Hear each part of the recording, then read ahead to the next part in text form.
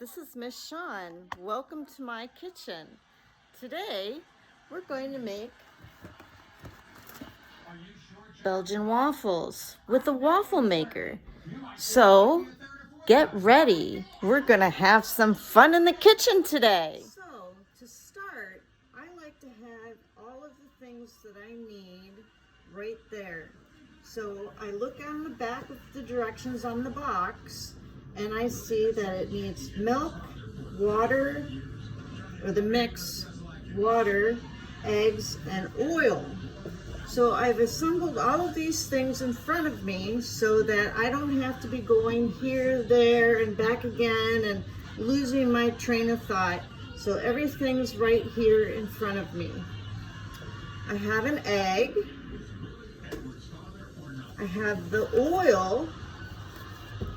I have my container that I will put the water in, and it's important to know that this is for liquids. This kind of measuring container is for liquids, while these kind of things are for dry ingredients, like the mix that I'm going to use, or if you're baking a cake, you might want to use, or you would use these for the cake mix.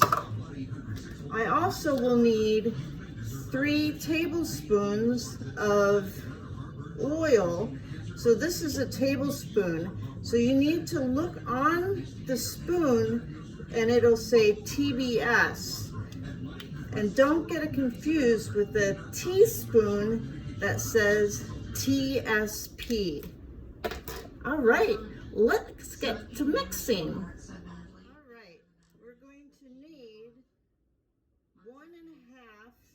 Of water, and we'll get that from the faucet, and be careful to look on the red line so it's level, and that's how you know that you have the correct amount of water. We'll get the Belgian waffle mix and our dry mix containers measurements, and we'll fill that up and put that in. We'll carefully take an egg. I crack it on the edge of my bowl, which isn't always the best because you can get shells in there, but so far I've been pretty lucky. And you put the egg in. Then you take the oil and make sure you got the measuring spoon that says TBS and 1 TBS. So since we only have 1 TBS, make sure that since you need 3 tablespoons of oil, you're pouring 1, 2, 3 tablespoons into your bowl. And then stir it all around until there are no more chunks of mix in there. Just keep on stirring. Sing a little happy song, practice happy birthday, because that's how many times that you have to wash your hands. You sing happy birthday during that. I wanted to also say that before you do this, even if you have just been to the bathroom and washed your hands, it's important to wash your hands again. Make sure that while you're washing your hands, you put plenty of soap on your hands. You scrub that, singing happy birthday, and then you rinse. And make sure you rinse all of that soap and dirt that's on your hands off.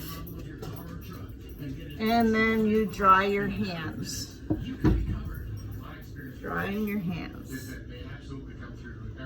It's good to practice safety first. All right, now that we've mixed our batter and it has no major lumps or bumps in there and it's nice and smooth, we're ready to start cooking our waffle. Just so you know, I'm using a mini waffle cooker. It's only 4 inches. A standard waffle maker is about 7 inches if I remember right. So this is 4 inches. When I plug it in, it's going to become very, very hot. So you need to make note on the manufacturer's recommendations on where to touch it. On this particular waffle maker, you should only touch it on the lid at the little handle right here. So you plug that in and you have your mix beside that and you wait for that to heat up. And when mine heats up and is ready to be used to cook your waffles, a little blue light comes in on top and makes like a slight popping noise. Alright, now the waffles are made and ready to be made, and the waffle maker is hot enough to be used. So I'm using a 1/4 cup measuring spoon so that I can pour the batter onto the waffle maker. So you scoop that up and pour it onto the waffle maker and you close the lid. Leave it alone. Don't peek underneath it. Don't get curious. Just leave it alone. Otherwise, it's going to be a mess. And if the waffle maker does make a mess during this, just leave it alone until after you're done making all your waffles, because the waffle maker is very hot. So you want to keep your hands away from that, only touching the handle. When it's done cooking, you'll hear a slight pop because the light has gone off and it's now ready for you to take the waffle out. So you lift it up by the handle only, and I happen to have one of these little tongs so I don't have to actually touch the waffle or the hot waffle maker.